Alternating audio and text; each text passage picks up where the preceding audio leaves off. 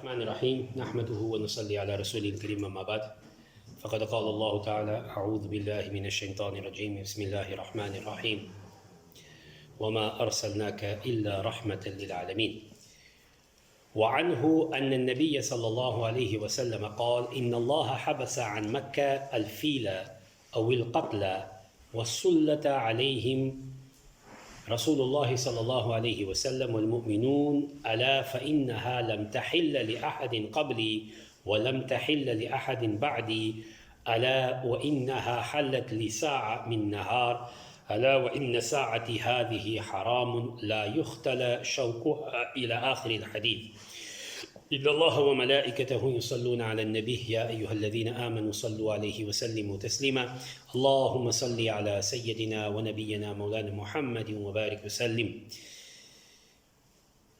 Hadith número 93 de Sahih al-Bukhari, em que Imam Bukhari, rahimahumullah ta'ala, está a dar mais uma lição no capítulo do ensino, e isto é um longo hadith, é uma história longa que vai ser contada aqui. Muito resumidamente eu vou-vos dando umas luzes do que é que realmente está-se a falar, mas aqui a lição importante é Kitabatul Ilm, que o conhecimento também se pode escrever. Isto são lições que foram escritas 100 anos depois, já estamos a falar em pleno século VIII, no século IX, numa altura em que não era normal as pessoas escreverem, as pessoas não tinham esse luxo que hoje em dia nós temos. Aliás, nós já nem usamos esse luxo, nós agora é tudo digital, também não era digital. Mas naquela época, tudo era feito através de audição oral. As pessoas ouviam e memorizavam, e depois de memorizar, seguiam para a frente. Ou então, pior das hipóteses, escreviam em tábuas, memorizavam e depois seguiam para a frente. Sabe que nós, ali em Sesimbra, uma vez fomos convidados por uma igreja, que embaixo desta igreja, na Sesimbra, aliás, essa cidade chamada-se Sesimbra, antes chamava-se Sabirina, depois portugalizou-se para Sesimbra. Então, embaixo desta igreja havia uma mesquita antiga, Purani, Zamânica. E eles lá, quando estiveram a escavar, encontraram algumas coisas que tinham ficado por lá. E uma das coisas que tinha ficado por lá era uma tábua que tinha Quran Majid, Surah Zumar, parte do Surah Zumar escrito. E via-se que aquilo podia ser apagado com giz ou com alguma outra. Era normal na época, eles escreviam, os alunos memorizavam e depois apagavam e escreviam outra coisa qualquer. E então, esse conceito de escrita era um conceito que nasceu e começou a ficar normal a partir desse momento. Agora, há uma coisa que na altura, o que é que acontecia? O profeta de Allah, sallallahu alaihi wasallam, tinha dado instruções que, olha, tudo que vocês virem de mim, vocês, se quiserem escrever, podem escrever, mas não publica. Por isso é que houve um grupo que dizia, não se pode escrever. O profeta disse, não pode escrever. Não, o profeta sallallahu alaihi wasallam tinha dito para não publicar. Porquê? Porque havia milhares de pessoas a entrar e sair de Medina Munawwara. E estavam a ir para outras zonas do globo. Não queriam era ter um erro de alguém levar alguma coisa que fosse um hadith e pensasse que fosse o Corão Majid, como já aconteceu com as outras religiões, onde você vê ali coisas escritas, tu já não sabes se isto é do livro ou se isto realmente foi apenas o comentário de alguém ou foi apenas o comentário de um estudioso que escreveu, fez umas notas, né? E depois tu já não sabes qual é que é a palavra revelada ao profeta e qual é que era, sallallahu alaihi wasallam, ou outro profeta, alaihi salatu wassalam, ou então qual era só apenas um, por isso é que a Nabi Karim, sallallahu alaihi wasallam, disse, olha, vocês, se quiserem escrever, podem escrever, mas publicar não. A única coisa que se publica é Corão Majid. Porquê? Porque milhares de pessoas vão entrar e sair, Makkah Mukarrama, Madina Munawwara, nós queremos que eles levem o Alcorão. Percebe? Leva o Corão, escreve, copia, saca com o Alcorão.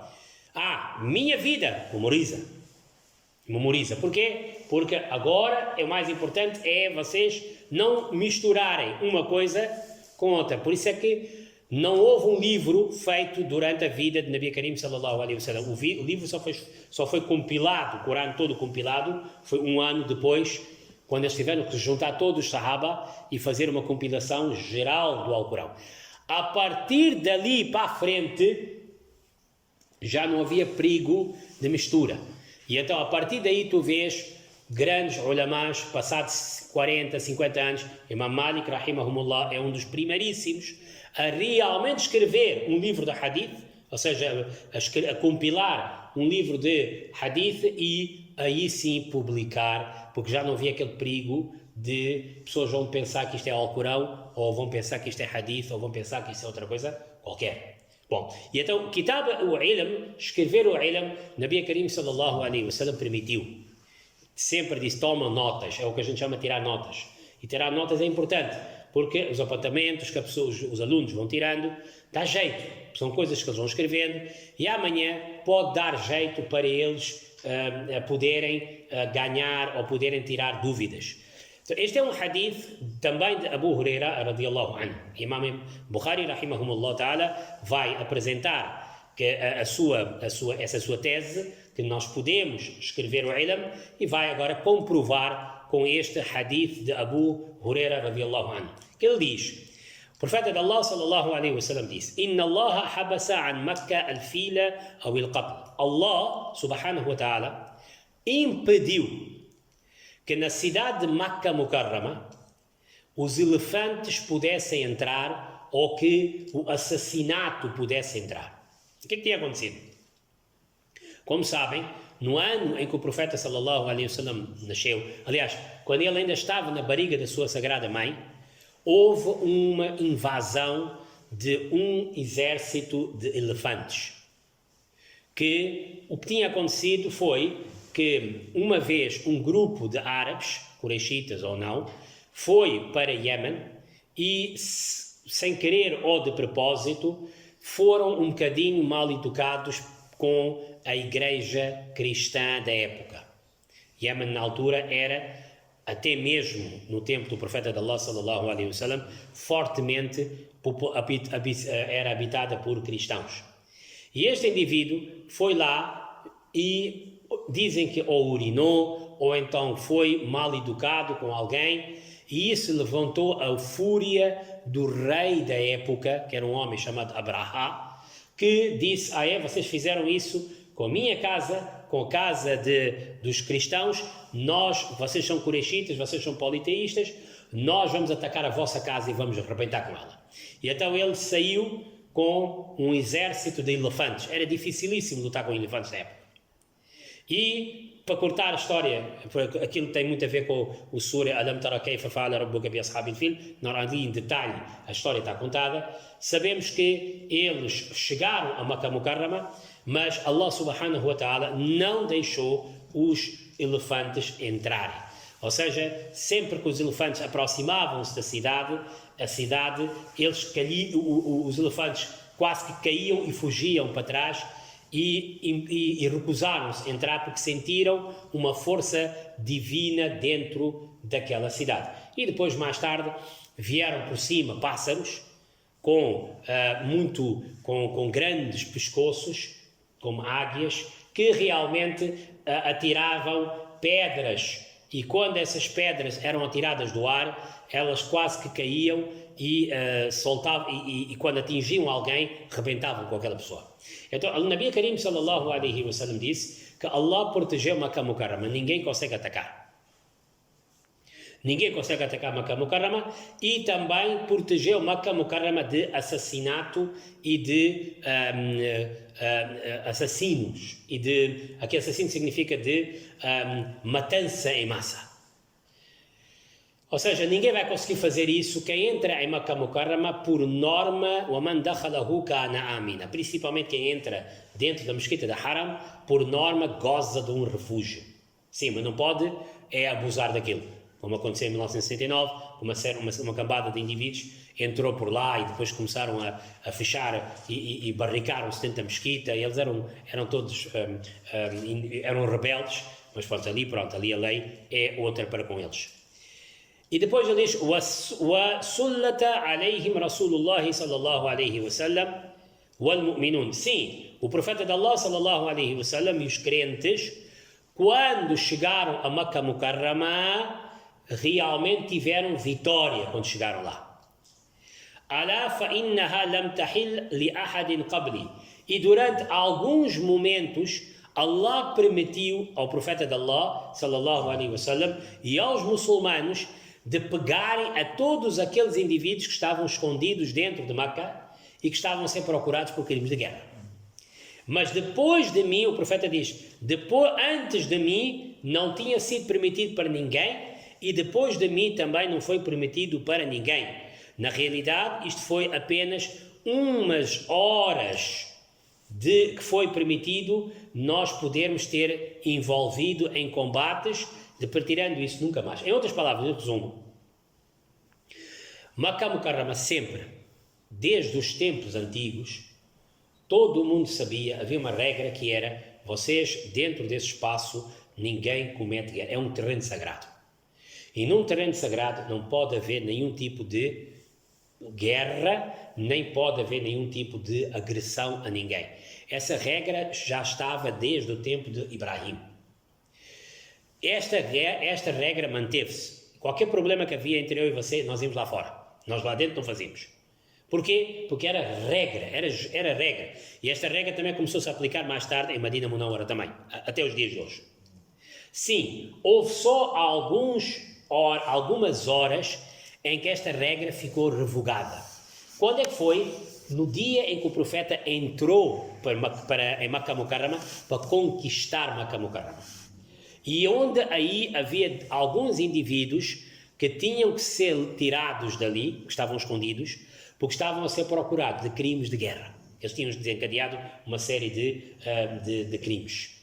Então o profeta sallallahu alaihi wasallam está a dizer que, olha, antes nunca foi permitido e depois também nunca, inshallah, será permitido. Isso mostra o quê? Isto mostra uma coisa que é, número 1, uma coisa que Ibrahim tornou sagrado, Allah aceitou de tal maneira que isto vai até o fim do dia.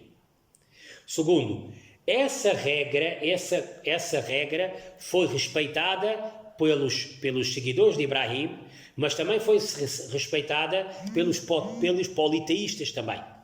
E então o profeta sallallahu alaihi wasallam disse que, tirando excepcionalmente umas horinhas que aconteceu, essa regra é para continuar até ao fim do mundo. Ponto. E depois, por ser um terreno sagrado, há coisas que também, além disso, que você não pode fazer. Número 1, você não pode cortar as árvores, a não ser que sejam árvores que estejam no caminho. Portanto, imagina, eles agora tiveram a fazer obras, tiveram que tirar algumas coisas dali para fora, então ali tiveram que tirar algumas árvores e tudo mais. Caso contrário, não pode. Você sabe, em Medina Munawwara, sabe o que eles fizeram? Em Medina Munawwara, as árvores todas que estavam lá, as palmeiras, como sabem, uma parte de Medina Munawwara era só palmeiras. Sabe o que eles fizeram?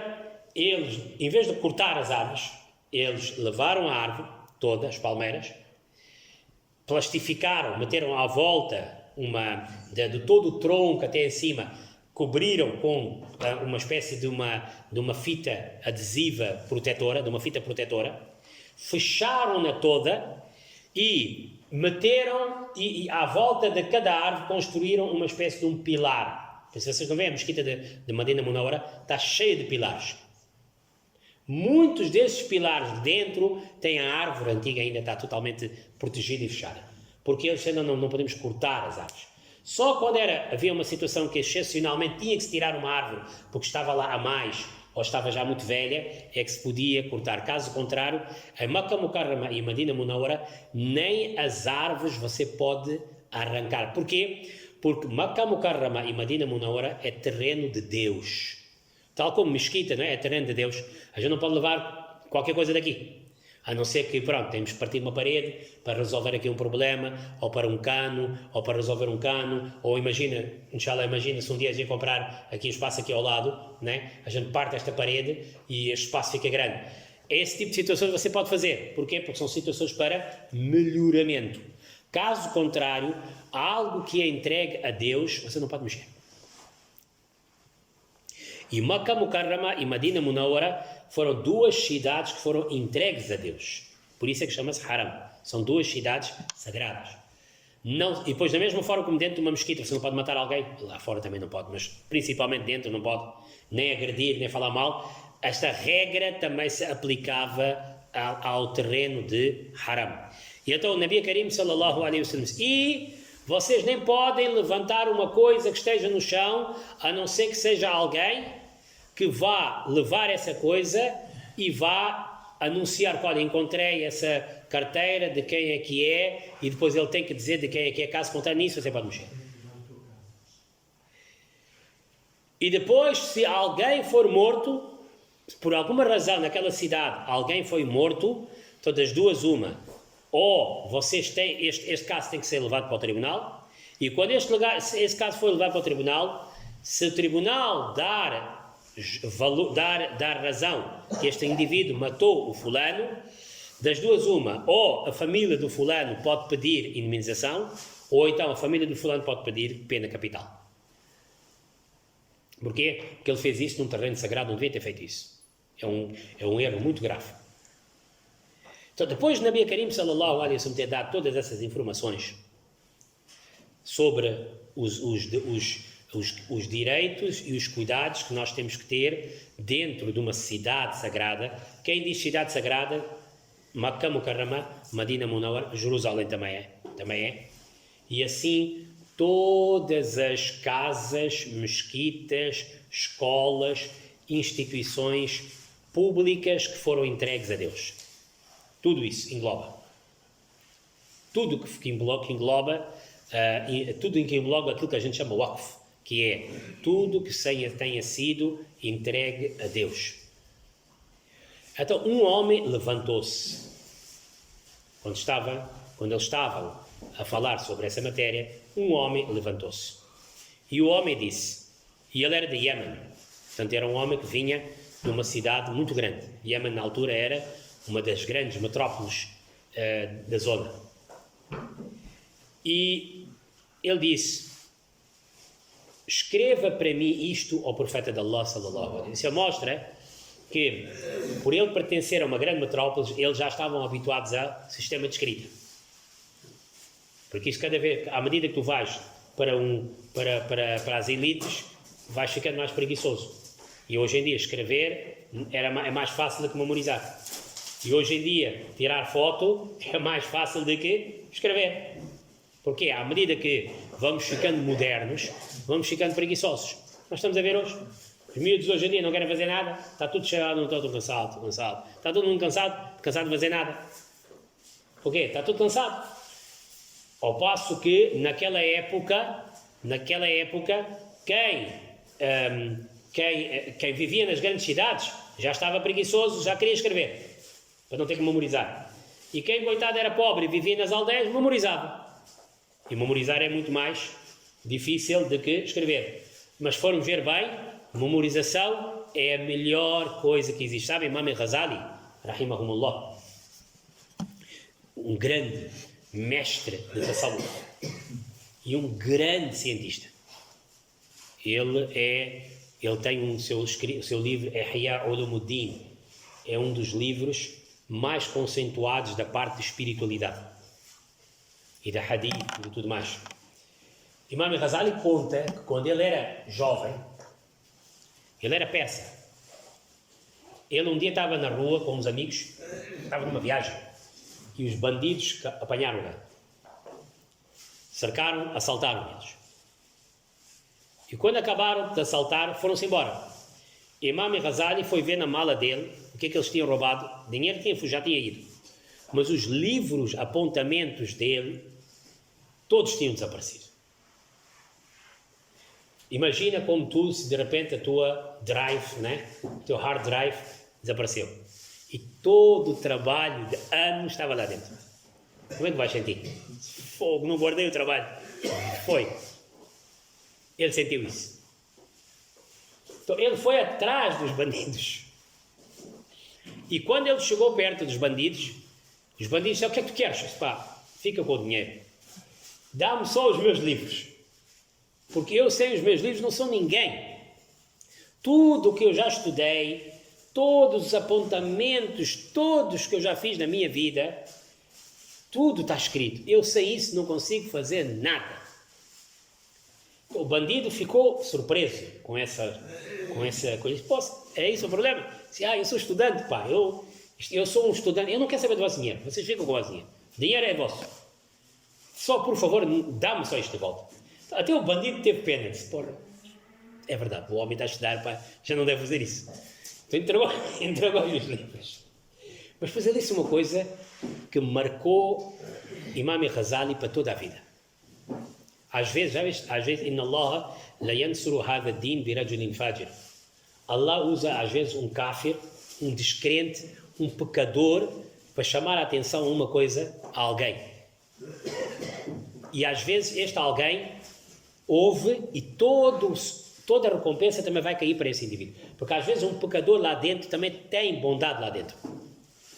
E às vezes Allah, vendo essa bondade, diz: deixa-me aqui arranjar uma forma de amanhã eu poder perdoar este indivíduo.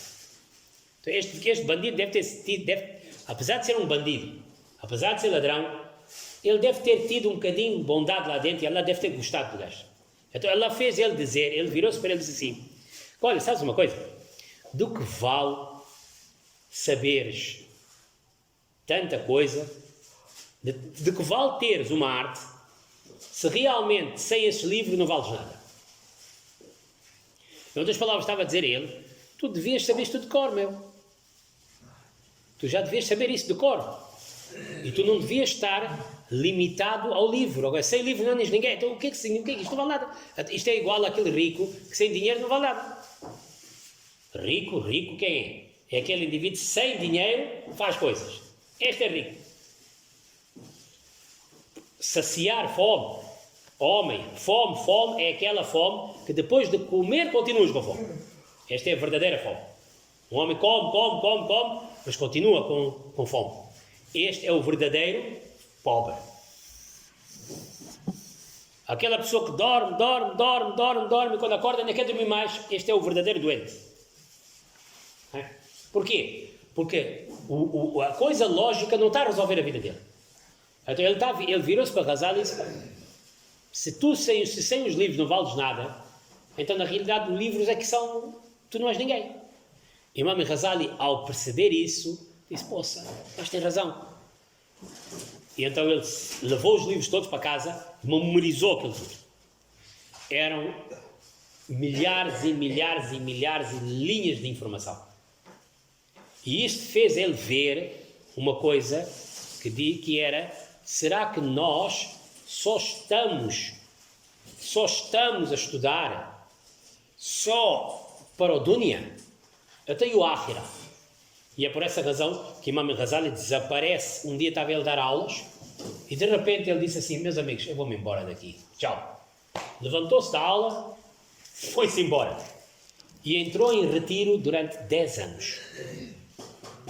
10 anos, retiro, 10 anos, foi-se embora. Porque ele disse: isto é tudo muito mundano. Nós estamos a ficar, isto é mundano, ou seja, nós estamos a aprender Corão e Hadith, mas é tudo muito mundano, é tudo muito lógica mundana. Eu quero ultrapassar isso. Eu quero tasawwuf, eu quero espiritualidade. Desapareceu durante 10 anos. Quando voltou a passar 10 anos é que ele escreveu este livro, Ihya Ulumuddin. Ele foi considerado como um dos mujaddids da época, ou seja, aqueles homens que renovaram e rejuvenesceram a religião. Ele deu um novo fogo à religião, porque a religião estava a ficar monótona. A religião estava a ficar tipo: estamos a fazer namaz, salat, zakat, tudo, não tem mais nada. E este homem depois conseguiu rejuvenescer, por isso, mas levou 10 anos, teve que ficar 10 anos em retiro. Portanto, o o escrever é algo que existe, Islã permite. Porquê? Porque esse senhor de Ahli Yaman disse, eu posso escrever, escreva para mim, ao profeta da lei, escreva lá, eu não sei escrever, eu não memorizar, não vou memorizar. Então o profeta de Allah sallallahu alaihi wasallam disse, escrevam para o fulano, para o fulano, escrevam, porque já havia sahaba que sabia escrever, e então disse, escreve lá isso tudo que eu escrevi, entrega a ele para ele levar para Iêmen, e ele no Iêmen também vai espalhar essa notícia que Makkah Mukarrama continua a ser um terreno sagrado. Em Makkah Mukarrama não se pode cortar nada, não se pode cortar árvores, não se pode partir casas, a não ser que seja para melhoramento. Quando é melhoramento, podes fazer, como por exemplo, eles partiram grande parte da mesquita para melhorar o espaço, para ampliar o espaço. Ali já não há problema. Caso contrário, eles não podiam fazer nada. Quando ele disse isso, um homem do Quraysh levantou-se e ele disse ao profeta de Allah sallallahu alaihi wasallam, nós não podemos arrancar árvores, relva nem nada, mas por favor, dê-nos a oportunidade só para uma coisa que a gente possa arrancar. O profeta sallallahu alaihi wasallam perguntou o quê? Ele disse izhir. Izhir é... O que é izhir? Ele disse, izhir é uma erva que nós pomos nas nossas casas e nas nossas campas. Izhir é uma erva com a qual eles faziam sabão. Podemos dizer que é o sabão da época. Era o sabão da época, era uma espécie de mistura de ervas que, junto com a água e tudo mais, eles conseguiam fazer dali uma espécie de um perfume. Então, um sahabi levantou-se e disse, Ya Rasulullah sallallahu alaihi wasallam, podemos só izhir usar? Então, Nabi Karim sallallahu alaihi wasallam disse, sim, izhir pode. Em outras palavras, o que é que mostrou? Mostrou que quando há alguma coisa que você possa usar daquele espaço, e seja para bem comum, seja para o bem-estar das pessoas, então ali você pode retirar e pode usar essa situação. Caso contrário, não se podia, e até ainda hoje, não se pode retirar nem matar qualquer tipo de bicho, a não ser que seja um bicho que vá te morder, um escorpião, ou um gafanhoto, ou qualquer coisa assim do género, que possa morder. Mesmo quando a gente está em Makkah Mukarrama, ou esteja em Madina Munawwara, não se pode tocar. Nem mesmo os ratos pode-se tocar. A não ser que o rato ataca-te, ou a não ser que haja uma peste, haja